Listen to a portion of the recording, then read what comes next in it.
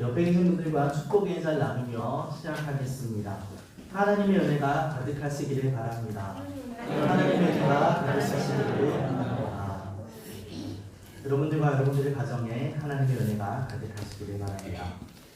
오늘은 성령 강림절입니다. 성령 강림절을 맞이하여 오늘 말씀은 성령의 은사에 대한 이야기를 한번 해보려 합니다. 우리가 오늘 읽은 본문 말씀인 고린도전서 12장은 사도 바울이 성령의 은사에 대하여 설명한 부분입니다.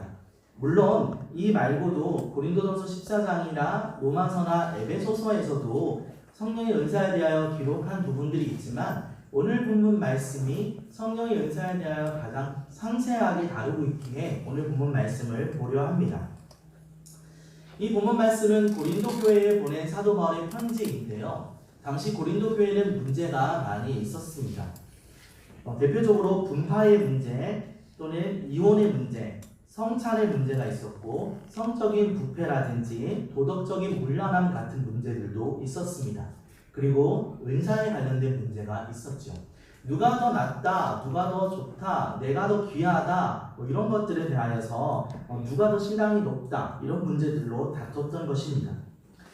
이런 상황들을 보며 사도 바울은 교회에서 은사가 무엇인지 그것을 어떻게 활용하는 것인지에 대하여 명쾌하게 밝힐 필요가 있어서 오늘 편지를 쓰게 되었던 것입니다.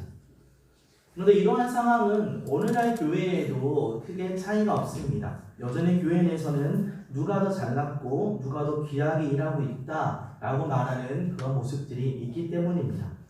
그래서 오늘 우리는 사도 바울이 말하고 있는 이 은사에 대한 내용을 통하여 교회가 어떠한 자세를 가져야 하는 것이 맞는지 점검하려 합니다. 성령의 은사가 무엇인가에 대해서는 한마디로 한 줄로 이렇게 정리할 수 있습니다. 하나님이 신자에게 주시는 은혜의 선물이 은사입니다. 이 문장 안에는 아주 중요한 내용이 핵심이 다 들어 있습니다. 성령의 은사가 하나님으로부터 온다라는 것이고요. 성령의 은사는 누구에게 주시는 것인가요? 신자에게 주시는 것입니다. 그리고 하나님의 은사에 주시는 근거가 무엇입니까? 그것은 은혜로 주시는 선물이라는 것이죠. 이 한 문장 안에 다 들어있는 것입니다. 하나님이 신자에게 은혜로 주시는 선물이 은사라는 것입니다. 사도 바울이 은사에 대해 이야기하고 있는 고린도전서 12장 1절에서부터 이 은사에 대한 근거가 시작됩니다. 내용이 시작됩니다. 형제들아 신령한 것에 대하여 나는 너희가 알지 못하기를 원하지 아니하노니. 다시 말씀드리면 내가 신령한 것에 대한 이야기를 할 건데 너희가 다 알았으면 좋겠다 라고 사도 바울이 시작하는 것이죠. 그러면서 2절과 3절 내용을 보면 이 신령한 것이 성령의 은사라는 것을 이야기하려는 것이라는 것을 알 수 있습니다. 2절 3절에 너희도 알거니와 너희가 이방인으로 있을 때에 말 못하는 우상에게로 끄는 그대로 끌려갔느니라. 그러므로 내가 너희에게 알리노니 하나님의 영으로 말하는 자는 누구든지 예수를 저주할 자라 하지 아니하고 또 성령으로 아니하고는 누구든지 예수를 주시라 할 수 없느니라. 다시 말씀드리면 당신들이 너희의 모습이 이전과 이후가 좀 다르다. 예전에는 너희가 이방인 불신자이었지만 이제는 예수를 주로 고백하는 사람이 되었다라는 이야기를 하는 것입니다.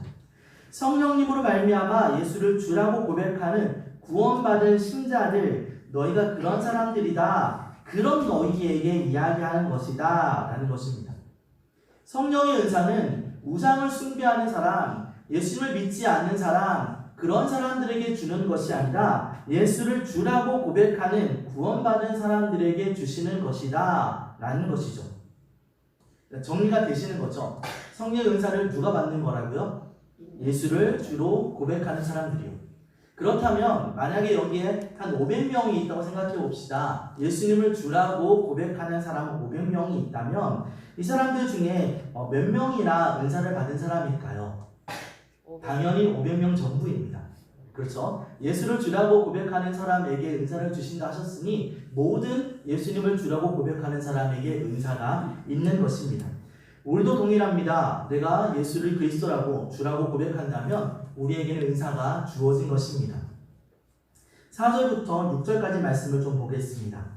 은사는 여러 가지나 성령은 같고 직분은 여러 가지나 주는 같으며 또 사역은 여러 가지나 모든 것을 모든 사람 가운데 이루시는 하나님은 같으니.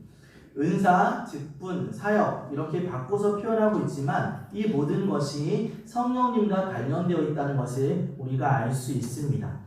그러니까 직분도 다르고 사역도 다르고 은사도 다르지만 그 모든 것을 주시는 분은 성령님이다 라고 말하고 있습니다. 다양한 직분, 다양한 사역 이런 일들을 하고 있지만 그럼에도 불구하고 이 모든 것들을 우리에게 허락하시는 분이 한 분이라는 거죠. 성령의 은사란 예수를 주라고 고백하는 사람에게 구원받은 신자로서의 삶을 살아가며 예수를 주라고 고백할 수 있도록 주시는 성령님의 선물이라는 것, 모든 사람에게 주시는 것이라는 것을 기억해야 합니다. 많은 사람들이 오해를 하곤 합니다. 성령의 은사라고 하면 신비로운 것 또는 어떤 희한한 것, 놀라운 것 또는 몇몇 사람에게만 주어지는 특별한 것 이런 식으로 오해하는 사람들, 잘못 생각하는 사람들이 있습니다. 그러나 사도 바울은 지금 고린도전서 12장에 은사를 다루면서 시작부터 아주 명쾌하게 이야기하고 있습니다. 은사는 모든 예수를 믿는 사람들에게 주어진 것이다 라고 말하는 것입니다. 그렇다면 은사에는 어떤 것들이 있을까요? 은사의 종류에 대해 생각을 해보려면 고린도전서 12장뿐 아니라 로마서와 에베소서, 베드로전서도 살펴볼 필요가 있습니다. 요약하면 은사는 아주 다양하다고 설명하고 있는 것인데요. 고린도전서 12장 8절부터 10절까지에는 어떤 사람에게는 성령으로 말미암아 지혜의 말씀을, 어떤 사람에게는 같은 성령을 따라 지식의 말씀을, 다른 사람에게는 같은 성령으로 믿음을, 어떤 사람에게는 한 성령으로 병 고치는 은사를, 어떤 사람에게는 능력 행함을, 어떤 사람에게는 예언함을, 어떤 사람에게는 영들 분별함을, 다른 사람에게는 각종 방언 말함을, 어떤 사람에게는 방언들 통역함을 주시나니. 나열하고 있죠. 지식, 지혜, 믿음, 병 고치는 것, 능력 행함, 예언, 방언들을 통역함을, 이런 은사들을 쭉 설명합니다. 그런데 계속해서 반복하고 있는 단어들이 있다는 것을 우리가 봅니다. 일단 이런 은사들을 나열하고 있는 것을 좀 주목하고 또 다른 성경 구절에도 또 은사들을 설명하고 있는 것을 먼저 보길 원합니다. 28절부터 29절, 고린도전서 12장 28절 29절에 하나님이 교회 중에 몇을 세우셨으니 첫째는 사도요, 둘째는 선지자요, 셋째는 교사요, 다음은 능력을 행하는 자요, 다음은 병 고치는 은사와 서로 돕는 것과 다스리는 것과 각종 방언을 말하는 것이라. 다 사도이겠느냐, 다 선지자이겠느냐, 다 교사이겠느냐, 다 능력을 행하는 자이겠느냐. 이 말씀에도 은사가 여러 가지 등장을 하고 있지요. 성경은 지금 고린도전서뿐 아니라 로마서에서도 은사의 여러 종류를 말합니다. 12장 6절부터 8절에 우리에게 주신 은혜대로 받은 은사가 각각 다르니 혹 예언이면 믿음의 분수대로, 혹 섬기는 일이면 섬기는 일로, 혹 가르치는 자면 가르치는 일로, 혹 위로하는 자면 위로하는 일로, 구제하는 자는 성실함으로, 다스리는 자는 부지런함으로, 긍휼을 베푸는 자는 즐거움으로 할 것이니라. 에베소서 4장 11절에도 그가 어떤 사람은 사도로, 어떤 사람은 선지자로, 어떤 사람은 복음 전하는 자로, 어떤 사람은 목사와 교사로 삼으셨다라고 말합니다. 저는 지금 성경이 말씀하고 있는 은사의 종류에 대해서 성경 구절들을 쭉 찾아보았습니다. 그러면 은사가 과연 몇 개나 있는 것일까요? 어떤 학자들은 이렇게 얘기합니다. 은사는 크게 세 부류로 나눌 수 있습니다. 또 다른 사람은 17가지 은사가 있습니다. 어떤 사람은 19가지입니다. 또 다른 사람은 23가지입니다 라고 말합니다. 그러나 오늘 우리가 읽었던 본문들이 말하고 있는 은사에 대한 이야기는 은사의 목록을 이야기하려는 것이 아니라 은사를 예시적으로 나열하고 있는 것입니다. 그러니까 종류가 이런 것이다 라고 설명하는 것이 아니라 은사에는 대표적으로 몇 가지 이런 것들이 있다. 다시 말해서 은사는 이것, 저것, 이런 것들이 있다라고 예를 들어 설명하고 있는 것이지 이게 은사의 모든 것이다라고 설명하는 것이 아니라는 것입니다. 성경에 말씀하시는 것만 보고 은사의 종류가 23가지 기록되어 있으니 모든 은사는 23가지밖에 없다 라고 말하는 것이 옳은 것이 아니라 성경에 나와 있는 은사 이외에도 하나님은 많은 은사를 우리에게 주신다라는 것을 이해해야 하는 것입니다. 이건 은사의 예인 것입니다. 성령을 받은 사람들, 그러니까 예수를 주로 고백하는 사람들이 예수님을 선포하고 증거하며 성령 받은 사람으로서 사역하고 섬기며 살아가야 하는데 당연히 많은 것들이 필요할 것입니다. 그러니 은사는 다양하고 성령님이 주시는 은사의 내용들은 수없이 많다라는 것입니다. 고린도전서 12장 7절에 이렇게 표현합니다. 각 사람에게. 그리고 베드로전서 4장 10절에도 보면 각각 은사를 받은 대로. 로마서 12장에도 우리에게 주신 은혜대로 받은 은사가 각각 다르니 라고 표현하고 있습니다. 여러분들에게 각각 다른 또 다양한 은사들을 하나님께서 허락하셨다는 것을 믿으시기를 바랍니다.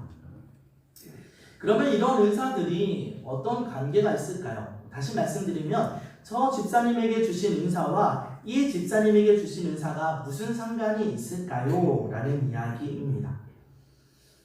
이것은 은사의 통일성이라는 의미로 우리가 그런 표현으로 말할 수 있습니다. 은사는 서로 관련이 있고 연관되어 있습니다. 고린도전서 12장 14절부터 27절의 내용을 보면 은사에 대하여 설명하다가 그 중간에 몸에 대한 이야기를 합니다. 우리 몸, 우리 지체에 대한 이야기를 하면서 은사에 대한 이야기를 설명해 나갑니다. 우리 몸에 많은 것들이 있지요. 우리 몸에는 팔도 있고 눈도 있고 귀도 있고 또 코도 있고 발도 있고 엄지발가락 같은 것들도 있죠. 그런데 만약에 귀가 얘기하기를 사람은 잘 들어야 돼. 그런데 엄지발가락 너는 들을 수 없잖아. 넌 필요 없어. 라고 할 수 없다는 것입니다. 손이 말하기를 사람은 손이 중에 가리키고 짚고 먹고 하는 모든 것이 손으로 하는 거잖아. 그러니까 코 너는 쓸데없어. 없어져야 돼. 라고 말할 수가 없다는 것입니다. 왜 그렇죠? 그 모든 게 우리의 몸의 지체이기 때문입니다. 우리가 함께 하나 되어 있기 때문입니다. 이 손이 몸에서 떨어지면 그것은 더 이상 필요가 없습니다. 몸도 아니요 그 역할을 할 수도 없는 것입니다. 지금 사도가 말하고 있는 것이 이런 것입니다. 은사도 그와 같은 것이다. 은사는 그리스도인 몸에 연합되어 함께 교회를 세워나가는 것이 은사다. 몸 안에 어떤 부분을 어떤 역할을 감당하는 것이 되어야 한다라는 것입니다. 귀나 엄지발가락은 위치가 다르고 역할이 다를 뿐이지 모두 함께 한 몸을 이루어가는 것입니다. 은사도 동일합니다. 누가 더 귀하다고, 누가 더 좋다고, 누가 더 천하다고 말할 수 있는 개념이 아닌 것입니다. 이것이 한 몸에 붙어 있어서 한 역할을 하는 것과 같이 우리 교회 안에서 모두 한 역할을 감당하는 중요한 일인 것입니다. 작아 보이고 소소해 보인다라고 판단할 수 있는 기준이 우리에게 있는 것이 아닙니다. 그 역할을 다 감당하며 다 가치 있는 것입니다. 어떤 것이 더 가치 있고 어떤 것이 덜 가치 있고 귀하고 천하고 낮고 높고 라고 말할 수 없는 것, 한 몸에 한 교회에 연합하여 일하는 것이 우리에게 주어진 은사입니다. 모든 은사는 모두가 다 중요합니다. 이런 은사에 대하여 우리가 하나 더 생각해야 될 중요한 부분은 이 은사가 어디에서 오는가라는 것입니다. 많은 사람들이 은사가 자기가 열심으로 노력하면 가질 수 있는 것처럼 생각합니다. 획득할 수 있는 것처럼 여깁니다. 그래서 어떤 은사를 지정하고 그 은사를 얻기 위하여 다양한 방법으로 노력하고 시도합니다. 그런데 은사를 그렇게 얻을 수 있는 것일까요? 은사의 근원이 무엇인가, 은사가 오는 그 루트가 무엇인가를 보려면 고린도전서 12장 8절부터 11절 말씀을 읽어보아야 합니다. 제가 읽겠습니다. 12장 8절부터 11절. 어떤 사람에게는 성령으로 말미암아 지혜의 말씀을, 어떤 사람에게는 같은 성령을 따라 지식의 말씀을, 다른 사람에게는 같은 성령으로 믿음을, 어떤 사람에게는 한 성령으로 병 고치는 은사를, 어떤 사람에게는 능력 행함을, 어떤 사람에게는 예언함을, 어떤 사람에게는 영들 분별함을, 다른 사람에게는 각종 방언 말함을, 어떤 사람에게는 방언을 통역함을 주시나니 이 모든 일은 같은 한 성령으로 행하사 그의 뜻대로 각 사람에게 나누어 주시는 것이라. 은사가 어디에서 오는 것인지 아주 분명하게 말씀하고 있죠. 성령을 따라 성령으로 같은 성령, 한 성령 계속해서 반복하여 분명하게 말씀하고 있습니다. 심지어 11절의 결론이 그거죠. 이 모든 일은 같은 한 성령이 임하사 그의 뜻대로 각 사람에게 나누어 주시는 것이다 라고 말합니다. 자, 성령의 은사를 주시는 분이 누구라고요? 은사를 주시는 분이 성령님이라고 말씀합니다. 그런데 이 성령을 주시는 원리가 뭐라고요? 성령님의 뜻대로입니다. 아주 중요한 부분입니다. 내가 어떤 은사를 가졌는가 혹은 내가 무슨 은사를 가지지 못했는가 하는 것은 전적으로 성령님께 달려있는 것입니다. 다시 말해서 내가 어떤 은사를 갖지 못했다라는 것으로 인해서 주눅들거나 또는 부끄러워하거나 죄책감을 가질 만한 요소는 하나도 없다는 것입니다. 내가 어떤 성령을 가졌느냐 가지지 못했느냐는 성령님께, 그 은사를 가진 것은 성령님께 달려있는 것입니다. 나에게 은사를 주시는 분은 성령님입니다. 그래서 성령님이 보실 때 내게 그것이 필요 없기 때문에 주시지 않은 것입니다. 내가 어떤 은사를 가졌다면 성령님이 그것이 내게 필요해서 주시는 것입니다. 여러분들이 어떤 성령을 가졌다면 그것을 활용하라고 주신 것이죠. 그것에 어떤 목적이 있다는 것을 깨닫고 그 일을 감당하셔야 됩니다. 그러나 반대로 없다면 불평하는 사람이 아니라 없는 것에 대하여 하나님의 뜻이 있음을 인정하고 감사해야 하는 것입니다. 모든 은사는 똑같이 중요하며 가치 있는 것입니다. 은사를 가진 것이 신앙의 수준의 차이를 의미하는 것은 결코 아닙니다. 조심스럽게 한 가지 예를 들어보겠습니다. 제 친구 목사님은 순복음교회 목사님입니다. 부교육자로 계시는데요. 모든 순복음교회가 그러진 않을 것입니다. 그런데 제 친구가 이렇게 저한테 설명을 하더라고요. 교회 이력서를 내는데 이력서 안에 이 내용이 있습니다. 방언을 말할 수 있습니까? 체크를 하겠죠. 그러면 면접 시간에 방언을 해보라고 시킵니다. 이것이 옳은 것인가 라고 생각을 할 때 과연 방언의 은사를 모든 사람이 다 가지고 있어야 되는가 라고 본다면 그것이 아닐 것입니다. 저는 한 교단을 비판하려 하는 것이 아니라 성령의 은사를 주시는 것은 성령님의 뜻대로 주어진 것이고 우리의 필요를 따라 주신다라는 것을 인정한다면 우리에게 어떤 은사가 있다 없다 내가 그것을 가졌다 못 가졌다가 우리를 판단하거나 정죄하거나 아니면 스스로를 부끄럽게 만들 수 있는 요소는 결코 아니다라는 말씀을 드리기 위함입니다. 고린도전서 4장 7절에도 이렇게 얘기합니다. 누가 너를 남달리 구별하였느냐? 내게 있는 것 중에 받지 아니한 것이 무엇이냐? 네가 받았은즉 어찌하여 받지 아니한 것 같이 자랑하느냐? 너한테 원래 있었던 것처럼 자랑하느냐? 너 받은 것 아니냐? 이렇게 이야기하는 것입니다. 우리에게 우리 은사를 주시는 분이 성령님이며 우리가 이 은사를 받음도 그분의 뜻이라는 것을 기억하시기 바랍니다. 그렇다면 이제 하나 더 생각해 볼 건 왜 이런 은사들을 주시는가 하는 이유입니다. 은사의 목적이 무엇인가 라는 것입니다. 우리 어깨를 한번 이렇게 좀 돌려보실까요? 오늘 말씀은 조금 딱딱할 수 있고 조금 길 수 있어서 졸릴 수도 있을 겁니다. 그러나 우리 좀 긴장을 푸시고 집중해서 끝까지 말씀을 잘 들을 수 있기를 바랍니다. 은사의 목적에 대해서 이야기하려면 몇 가지 성경 말씀을 살펴보아야 합니다. 고린도전서 12장 7절 말씀에 각 사람에게 성령을 나타내심은 유익하게 하려 하심이라. 에베소서 4장 12절에 이는 성도를 온전하게 하여 봉사의 일을 하게 하며 그리스도의 몸을 세우려 하심이라. 베드로전서 4장 11절에 만일 누가 말하려면 하나님의 말씀을 하는 것 같이 하고 누가 봉사하려면 하나님이 공급하시는 힘으로 하는 것 같이 하라. 이는 범사에 예수 그리스도로 말미암아 하나님의 영광을 받으시게 하려 함이니 그에게 영광과 권능이 세세에 무궁하도록 있느니라. 아멘. 아주 분명하게 말합니다. 우리에게 성령의 그 은사를 주시는 목적은 유익하게 하려 합니다.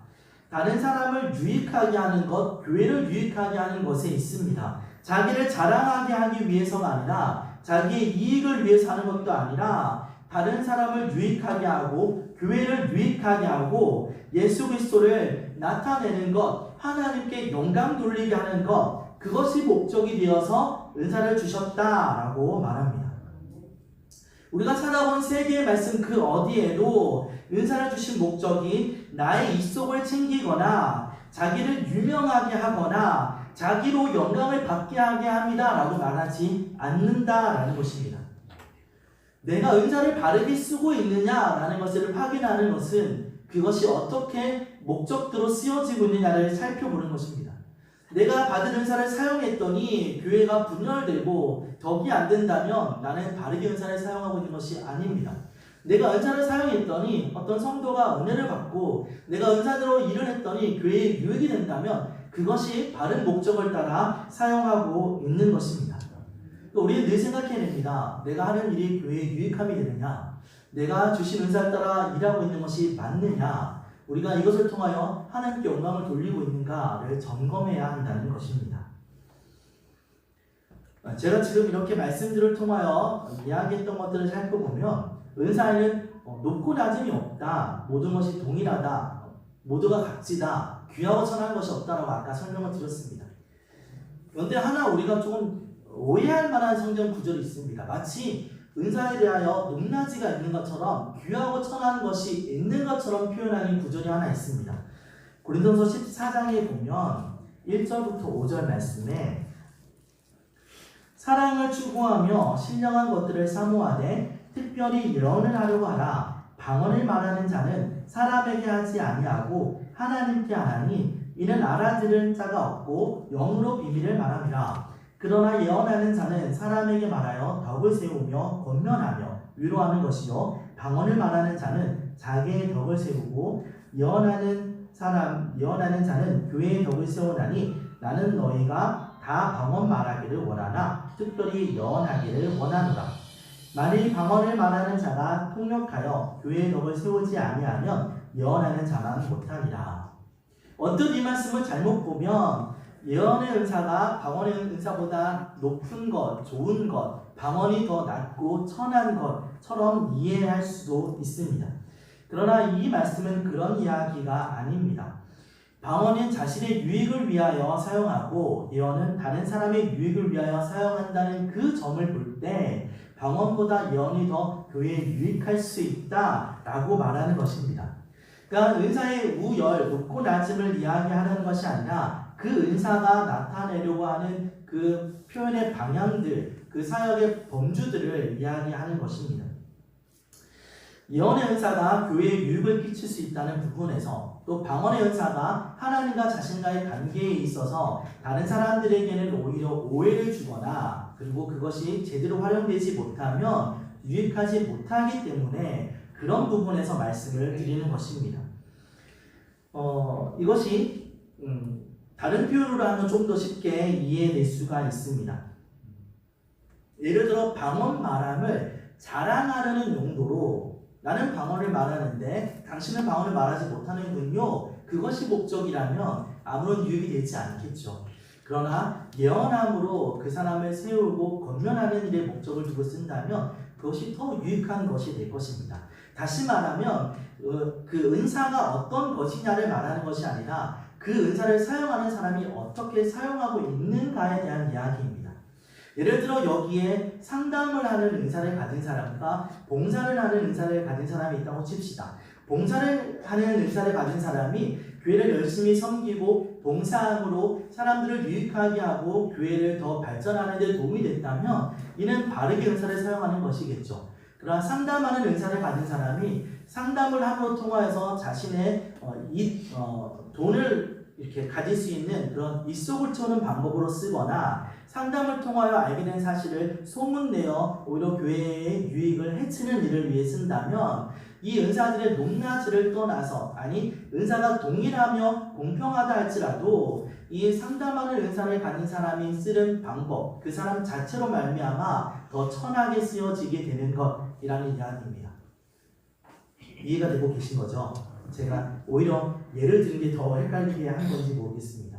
그러니까 중요하게 말하고 있는 것은 이것입니다. 은사의 중요한 요소는 덕을 세우는가, 유익하게 하고 있는가라는 부분이라는 것입니다. 그 은사가 더 높으냐, 더 중요하냐, 더 낫느냐라는 것을 이야기하려고 하는 본문이 아니라 이 은사가 교회에 유익함이 되고 있느냐, 교회의 덕을 세우는 데 쓰이고 있느냐, 그것이 중요한 것이다 라고 말하고 있는 것입니다. 이러한 관점에서 우리는 계속 보아야 합니다. 우리는 계속 점검하고 또 살펴나가야 합니다. 이 은사는 우리가 어떤 그 귀한 보석같이 다이아몬드 이런 것처럼 보석함에 넣어두고 쟁여놓는 것이 은사가 아닙니다. 이 은사는 내가 어떠한 액세서리를 착용하고 멋있는 것을 몸에 두른 것처럼 자랑하고 드러내는 것에 목적이 있는 것이 아닙니다. 은사는 유익함, 덕을 세우는 것, 그것에 있다는 것을 우리는 계속 기억하고 계속해서 점검하고 또 사용하는 사람이 되어야 합니다. 그렇다면 우리에게 주어진 한 가지 고민이 있습니다. 내게 어떤 은사가 있는지 어떻게 확인할 수 있을까요? 하나님께서 예수님을 믿는 모든 사람들에게 은사를 주신다고 하셨는데 내게 어떤 은사가 있는지 우리가 어떻게 확인할 수 있느냐라는 이야기입니다. 여기에서 잘못된 선택을 하는 사람들이 있습니다.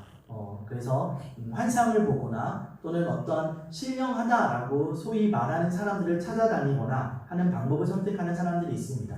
그러나 그런 것들은 건강한 방법이 아닙니다.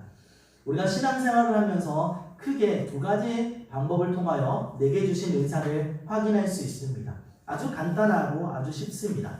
먼저 첫 번째는 자신의 상태를 점검하고 확인하는 것입니다. 어떤 일들이 있을 때 그 일을 생각할 때 내가 그 일을 하고 싶은 마음이 생기거나 어떤 사람이 어떤 일을 당했다는 이야기를 들을 때 내 마음이 그를 위하여 동요하는 마음이 있을 수 있습니다. 교회가 어떤 일을 한다고 합니다. 어떤 잔치나 어떤 행사를 한다고 합니다. 그러면 내가 이렇게 교회를 섬기면 좋겠다라는 생각이 떠오를 때가 있습니다. 교회에 어떤 일을 할 때 내가 참 기쁘고 내 마음이 즐거울 때가 있습니다. 아주 좀 예를 들어서 설명을 한번 해보겠습니다. 교회 문 앞에 쓰레기가 하나 떨어져 있습니다. 그런데 그 교회 문을 지나가는 사람들이 10명, 20명, 100명 이렇게 그 문을 지나오는데도 아무도 그것을 제대로 보지도 못하고 치우지도 못합니다. 그런데 어떤 한 사람은 여기 쓰레기가 있네? 라는 걸 발견하는 사람이 있습니다. 그게 은사입니다.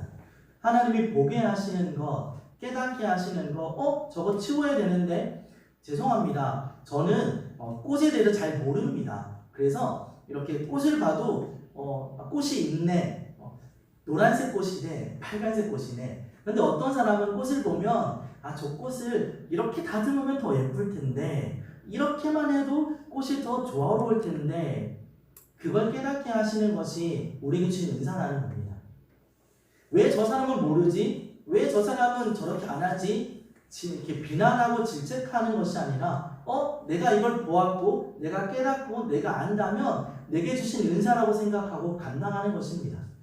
어떤 사람이 상처 입었습니다. 그러면 그 사람이 가서 위로하는 일을 잘하는 사람이 있습니다. 그럼 그게 은사입니다. 교회에 어떤 일을 할 때 내가 주간 봉사를 하면서 기쁨이 있습니다. 그러면 그게 은사입니다. 보통은 힘든 것이 당연한 거거든요. 하면서 너무 힘들어 라고 말하는 게 당연한 건데 하면서 내가 기쁘다면 그것이 은사인 것입니다. 자신을 돌아보고 자신을 점검하여 다른 사람이 깨닫지 못하고 알지 못하는 것을 알게 된다면 하나님이 내게 이것을 하라고 주신 은사이구나. 하나님이 남들과 다르게 내게 이걸 잘하게 하셨구나. 내 마음이 이걸 하면서 기쁘구나. 내가 이걸 함으로 교회에 유익이 되는구나 라는 것을 아신다면 그게 은사라는 것입니다. 거창하고 놀랍고 희한하고 신비로운 일들을 바라보는 것이 은사가 아니라 내게 주신 것들 가운데 기쁨과 감사함으로 교회의 유익을 위하여 내가 할 수 있는 그것이 은사라는 것입니다. 지금도 여러분들에게 주어진 은사가 있을 것이고 또 은사를 따라 일하고 계신 분들이 많이 있을 겁니다. 만약 그렇지 못했다면 내가 어떤 일을 할 때 즐겁고 기쁘고 교회에 유익이 되는지 점검해보고 또 남들은 잘 모르는데 나는 깨닫게 되고 알고 있는 것이 무엇인지 고민해보는 그런 여러분들 되시기를 바랍니다. 두 번째, 교회에서 우리가 은사를 발견할 수 있는 방법은 교회의 영적인 지도자들, 교회 리더들의 권면을 듣는 것입니다. 담임 목사님을 비롯하여서 교회 교육자들이 성도님들을 보면서 여러 가지 방법들을 고려하고 또 권면할 때가 있습니다. 성도님은 이런 부분에 은사가 있는 것 같습니다. 이거 한번 같이 해보면 안 될까요? 성도님 교사로 한번 섬겨보시면 어떨까요? 가르치는 데 있어서 되게 은사가 있는 것 같습니다. 이렇게 말씀을 할 때가 있습니다. 이것이 오해하지 않으시기를 바랍니다. 목회자가 어떤 욕심을 가지거나 또는 좀 저급한 표현일 수 있는데요. 이 사람을 한번 써먹으려고 하는 그런 사탕 발림이 아니라는 것을 깨달으시기를 바랍니다. 목회자가 영적인 분별과 또 안목을 가지고 그 사람에게 주어진 은사가 무엇이다 라는 확신이 들면 그것을 권면할 때가 있습니다. 그러면 그것에 대하여 한번 순종해보고 그 일을 해보는 것, 그것이 내게 주어진 은사를 발견하는 데 유익한 방법 중에 하나라는 것을 기억하시기를 바랍니다. 그냥 아무 때나 아무한테나 가서 이거 하십시오라고 말하지 않습니다. 왜냐하면 교회에 분열이 될 수 있기 때문입니다. 정말 은사도 없고 하고 싶지 않은 사람 억지로 시켰다가는 오히려 교회가 소란이 날 수도 있습니다. 기도하고 고민하다가 목회자가 이거 한번 해보시면 참 좋을 것 같습니다. 이거 잘할 수 있을 것 같은데요. 이렇게 권면할 때 한번 순종해 보는 것도 우리의 은사를 발견하고 사용하는 좋은 기회가 된다라는 것을 아시기를 바랍니다. 그러면 은사를 받은 사람이 어떤 자세로 일을 해야 될까요? 우리에게 분명히 은사가 있다고 말씀을 드렸는데 우리는 어떤 자세로 일해야 될까요? 베드로전서 4장 10절부터 11절에 각각 은사를 받은 대로 하나님의 여러 가지 은혜를 맡은 선한 청지기 같이 서로 봉사하라. 만일 누가 말하려면 하나님의 말씀을 하는 것 같이 하고 누가 봉사하려면 하나님이 공급하시는 힘으로 하는 것 같이 하라. 이는 범사에 예수 그리스도로 말미암아 하나님 영광을 받으시게 하려 함이니 그에게 영광과 권능이 세세에 무궁하도록 있느니라. 아멘. 은사는 계급도 아니고 은사는 특별히 잘나서 받는 상급도 아닙니다. 내가 해야 될 일을 할 수 있도록 주시는 하나님의 자료 또는 능력 이렇게 이해하시고 선한 청지기의 자세를 해야 합니다. 우리가 잘 아는 비유가 있죠. 달란트의 비유가 있습니다. 2달란트, 5달란트, 1달란트 받은 그런 사람들에 대한 이야기가 나오죠. 여기에 대한 내용은 얼마를 받았느냐가 핵심이 아닙니다. 그러니까 그 사람이 얼마를 받았느냐라는 게 그 사람의 능력이나 그 사람의 어떤 등급이나 이런 걸 표현하는 것도 아닙니다.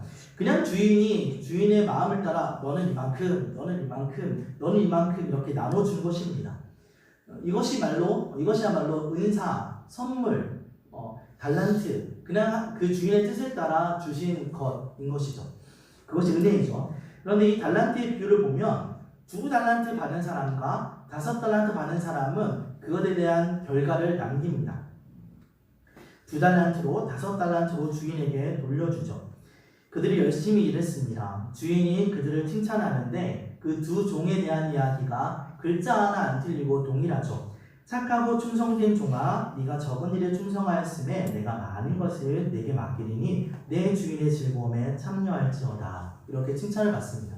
그런데 1달란트 받았던 사람이 좀 다른 모습을 보여줍니다. 그가 주인의 것으로 일하지 아니하고 땅에 묻어두었다가 그것을 다시 그대로 돌려주죠. 핑계는 많습니다. 주인의 돈을 잊어버릴까봐, 괜히 사업한다고 했다가 오히려 깎아먹을까봐, 탕진할까봐 그래서 그랬다라고 이야기를 하죠.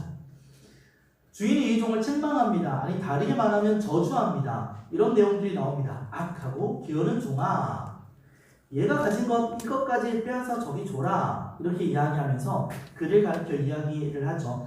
무익한 종을 바깥 어두운 데로 내쫓으라. 거기서 슬피 울며 이를 갈 것이다. 라고 말을 합니다.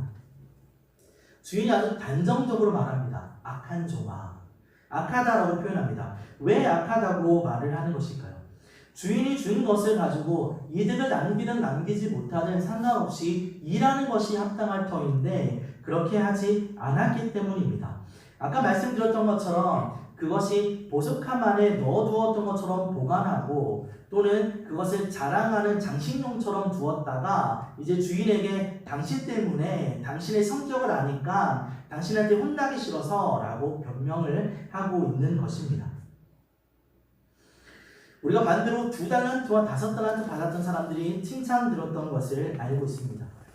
그런데 이들의 칭찬이 그들이 무언가를 남겼기 때문이 아닙니다. 그들이 2달란트를 받고 2개를 오히려 더 남기고 5개를 받고 5개를 더 남겼기 때문에 칭찬하는 것이 아니라 그들이 받은 것을 따라 일하였기 때문에 칭찬을 받았던 것입니다.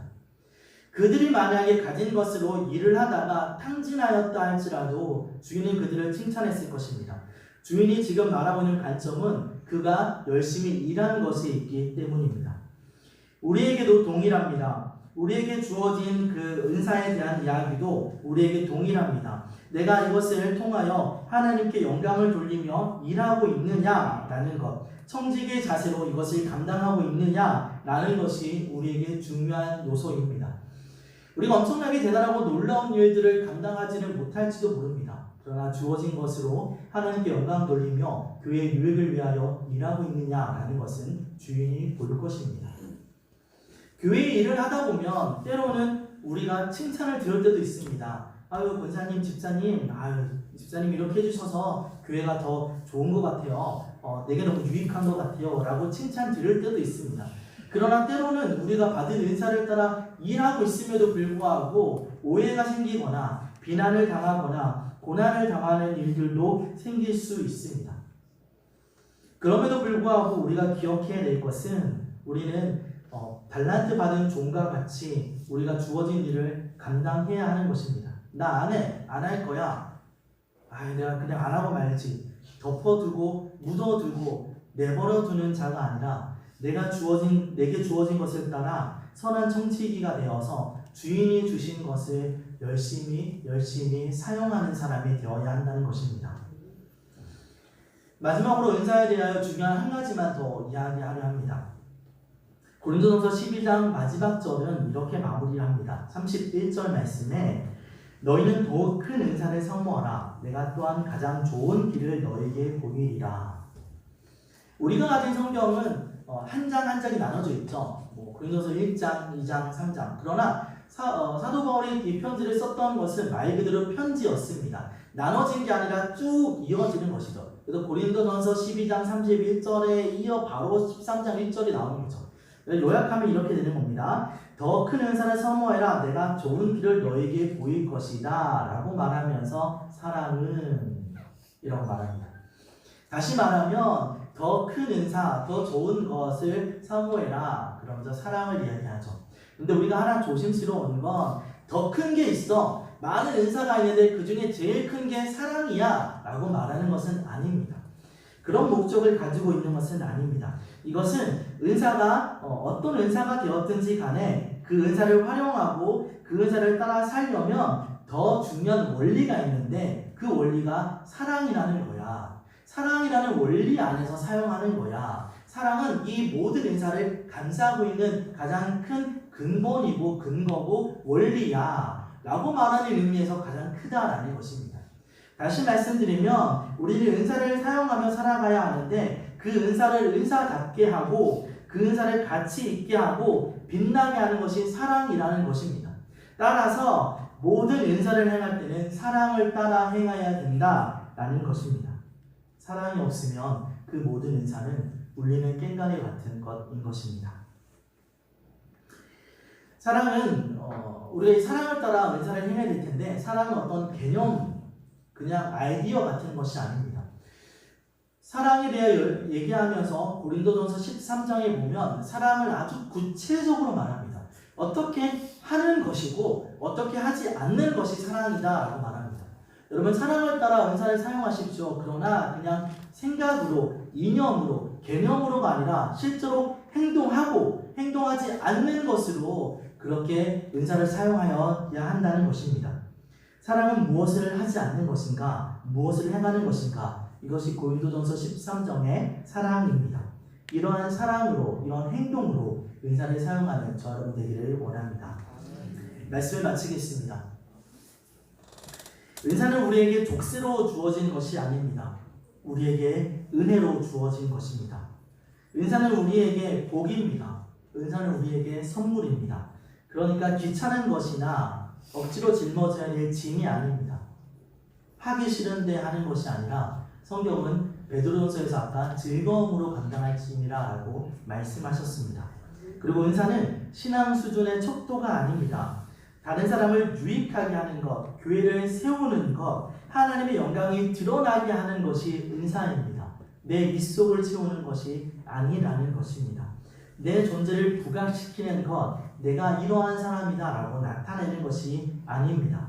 우리 이런 유혹을 철저하게 배제하고 조심해야 합니다. 내가 은사를 따라서 사역할 때 교회에 어떤 유익이 있는지를 점검하고 그 목적이, 유익을 드러내는 목적이 잘 사용되고 있는지, 그 목적에 맞게 사용되고 있는지 살펴보아야 합니다.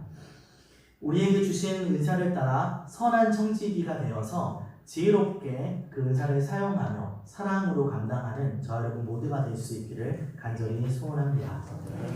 기도하겠습니다.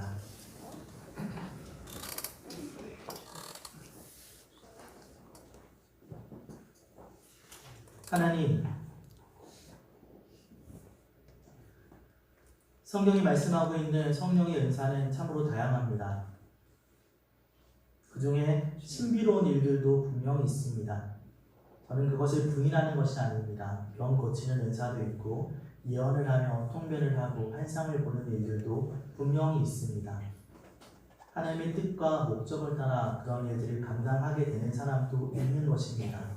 그러나 하나님, 우리가 그런 것, 신비롭고 놀라운 것에 매여서 성경이 말하고 있는 본질적인 은사의 목적과 의미와 하나님이 주시는 뜻이 무엇인지 잊어버리는 사람이 되지 않도록 도와주시옵소서. 은사는 모든 주님을 믿는 사람에게 주신다 말씀하셨습니다. 우리에게 있다는 것을 우리가 확신하며 그 은사들을 사용하게 하시되 내가 어떤 은사를 가졌는지가 나를 존귀하게 하거나 나의 등급을 매기는 것이 아니라 성령님의 뜻에 따라 주신 은사를 우리가 사용함으로 하나님께 영광을 돌리고 교회에 유익함이 되게 하는 사람들이 되도록 도와주시옵소서.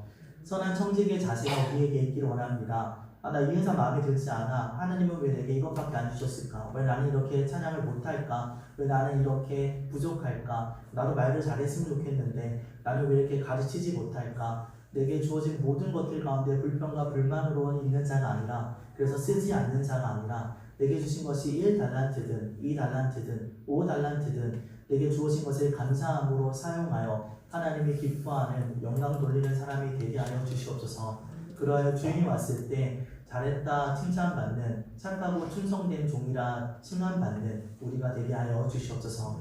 그러나 하나님이 이 모든 은사를 사용하며 우리가 잊지 말아야 할 것, 사랑으로 감당하게 하여 주시옵소서. 내가 잘하는 것, 특기의 수준으로 끝나는 자가 아니라 내가 이것을 참 잘해 라고 말하는 것으로 끝나는 것이 아니라 이 모든 것 위에 사랑을 더함으로 사랑 안에 은사를 행하는 사람들이 다 되도록 은혜를 더하여 주시옵소서. 신실하게 하나님의 말씀을 감당하는 그런 귀한 은사를 따라 살아가는 선한 청지기의 삶이 되도록 인도하여 주시옵소서. 감사하며 거룩하신 예수님의 이름으로 기도드렸습니다. 아멘.